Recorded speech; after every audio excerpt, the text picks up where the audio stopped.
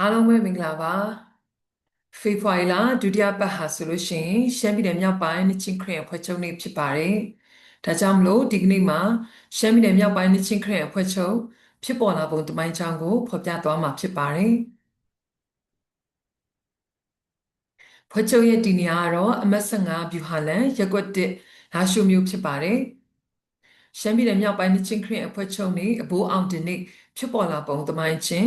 1969ခုနှစ်မတိုင်ခင်အချိန်တွင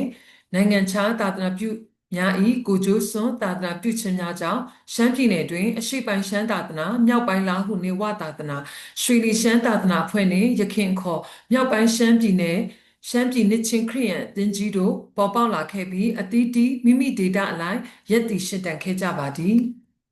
1969ခုနှစ်တွင်တောင်ကြီးကျန်းစာကျောင်း၌မြန်မာနိုင်ငံနှစ်ချင်းခရစ်ယာန်အသင်းချုပ်မှကြီးမှုလျက်ရှမ်းပြည်နယ်နှစ်ချင်းခရစ်ယာန်အဖွဲ့ချုပ်ဟူသောဒေသန္တရအဖွဲ့ချုပ်ဖွဲ့စည်းရန်ညီလာခံတရက်ပြုလုပ်ခဲ့ပါသည်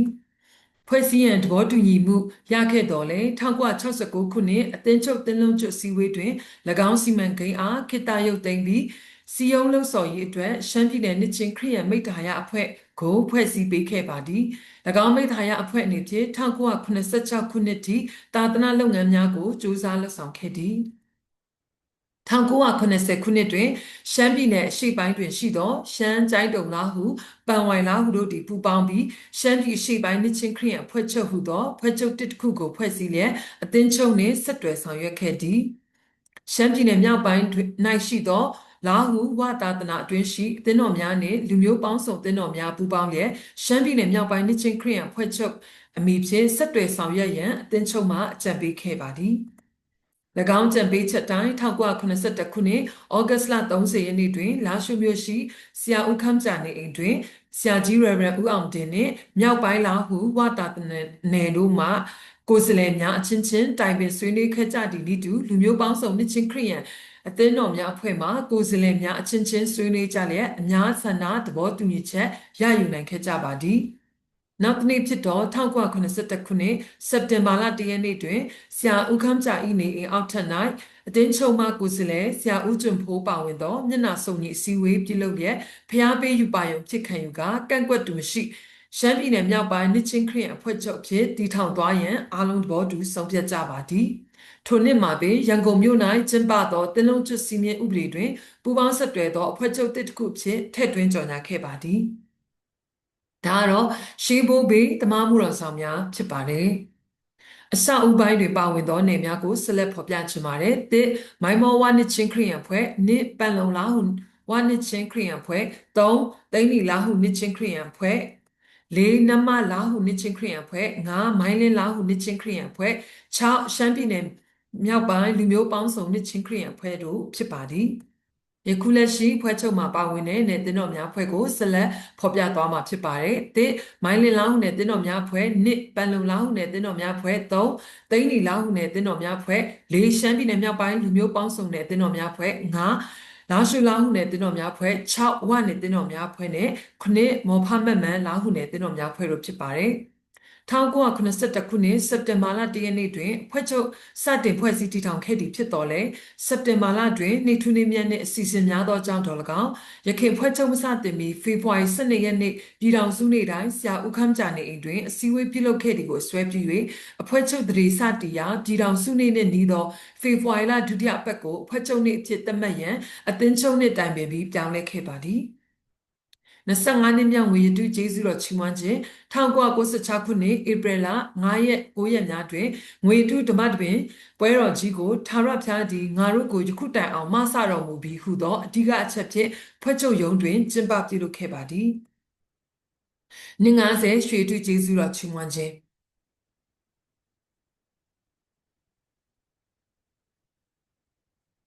2021ခုနှစ်ဒီဇင်ဘာ15ရက်တွင်ရွှေထူးကျေးဇူးတော်ချီးမွမ်းခြင်းဓမ္မတပင်ပွဲတော်ကြီးကိုချီးမွမ်းတက်ဝင်အာယူရဲရင်တလုံးသွားသာသနာဟုသောအဓိကအချက်ဖြင့်ဖွဲ့ချုပ်ရုံးတွင်ဇွန်တုံးပြု၍ကျင်းပပြုလုပ်ခဲ့ပါသည်ရှမ်းပြည်နယ်မြောက်ပိုင်းနှစ်ချင်းခရစ်ယာန်အဖွဲ့ချုပ်တွင်ရှိဌာနများကိုဆက်လက်ဖော်ပြသွားမှာဖြစ်ပါတယ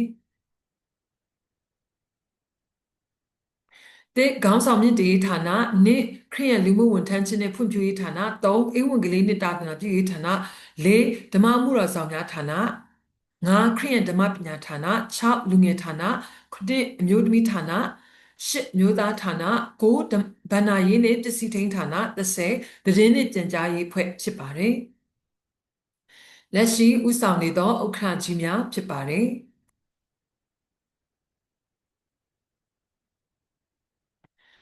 အဖွဲ့ချုပ်မှာစက္ကန့်စီခံရှိတဲ့ဓမ္မအမှုတော်ဆောင်ကြီးများဖြစ်ပါတယ်ဖွဲ့ချုပ်မှာစက္ကန့်စီခံရှိတဲ့ဌာနတာဝန်ခံများကျိုးဆောင်ဖြစ်ပါတယ်ဖွဲ့ချုပ်မှာစက္ကန့်စီခံရှိတဲ့ဌာနတာဝန်ခံများဖြစ်ပါတယ်